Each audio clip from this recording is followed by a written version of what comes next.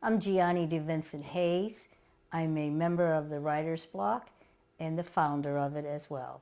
I think I first knew I wanted to be a writer when I was about 9, but I always wrote. I wrote for the college papers. I wrote for high school papers.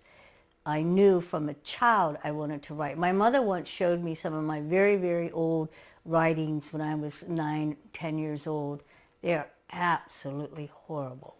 When I initially started to write, I didn't like to rewrite. I thought I should be able to put it down one time and say, hey, this is good stuff. But the more I learned about writing, the more that I attended classes and joined groups, I found out that putting it down for the first time is just putting it down. It's not making it work. The rewriting is the beauty, and I love that part. Because I was under the wrong impression that I could just write something and send it off and it was going to get published, I found out that I needed to build from the bottom up. I needed to start with a framework, and then I needed to patch in that framework. Just like you think you want to set a wall here, for me, if I'm setting down that wall in my writing, I need to determine where the angles are going to go. I need to determine what color is going to be there. I need to determine where the windows are going to be. So when I do that in my writing, I lay a framework down, of course. That's what I start with. But then I start to color in shades, and I start to bring brightness where I think brightness should be, and darkness where I think darkness should be. And that's what I find about writing that is exciting, is that I am, and everybody else who wants to be a writer, the creator. When I first started writing, I was under the impression that whatever I wrote was going to be published. And it was a shock to learn that does not happen. No matter how long you've been writing, you could be writing for decades and not get published. Rejection should not be something that turns off your writing. I use my rejections as a stepping stone. I use my rejections as a way to improve my writing. And I use rejections as inspiration, because if I was getting a couple of comments, then I really savored those and said to myself, it can't be that bad. There are some people out there who are looking at my work, thinking it has potential. What do I need to do now? Look at those rejections that said, no, we don't want it, and try to make changes, adjust my work so that it was sellable. I was able to deal with it because I know personally, I took them personally in the beginning. And the rejections then for me were something I welcomed. I mean, I certainly wanted the acceptances, but the rejections for me told me, this is how to fix this. This is how to reshape this. This is a suggestion on how to work the character better.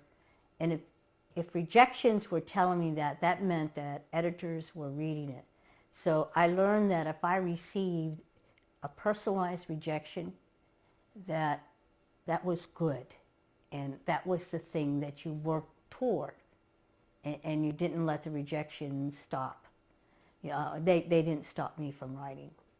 They encouraged me in many ways. But I think that all writers need to understand what I went through, and that is you're going to get an awful lot of rejections before the acceptances. When I write a piece, I look at it as though it's a piece of clay that I'm molding and shaping. When I first write this piece, I know it's going to be horrible. My style is pretty much to write straight through. Start with chapter 1, write straight through. Now, periodically, I'll go back to another chapter and try to fix something that is grossly in error.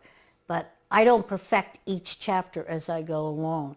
I look at it in a gestalt manner. The whole has to reflect all the pieces.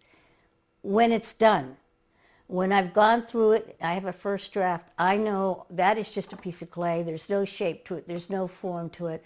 Now I have to go through each one and rewrite each chapter, make sure it transitions and connects to the next chapter, make sure everything fits together. So when it's all done, it's not just a piece of clay. It may be a perfectly shaped, human body.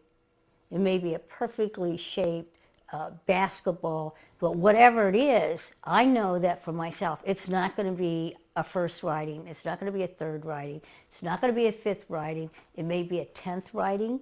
I believe in getting critiques from other people, some people who are professionals in writing and some people who are not, that just can tell you their gut feeling because they read, and then taking those ideas back with me and saying, okay, this, and this have been said repeatedly in each critique, so maybe I need to look at this.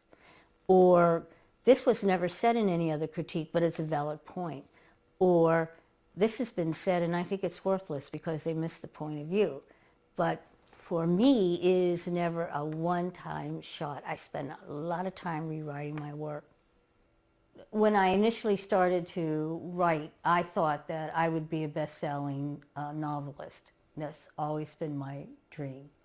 What I learned in short order was that nonfiction sells quicker and it's more easily acceptable than fiction. And that's part of the time that we live in. People want news and they want it in the shortest, simplest, most precise way. Fiction today is something that people read more as a hobby, where it used to be fiction was part of a lifestyle. So I learned that fiction doesn't sell as well as nonfiction. And I learned that if I could gear an article to a certain market, to their audience, to what their message was, it was going to get published.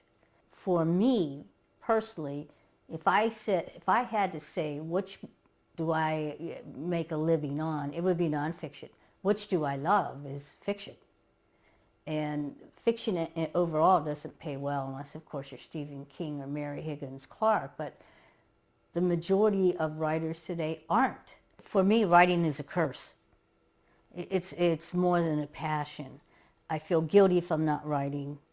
I feel that there's something missing in my life. One of the things that being an artist does to you is that it does allow a certain degree of privacy because you're working in yourself.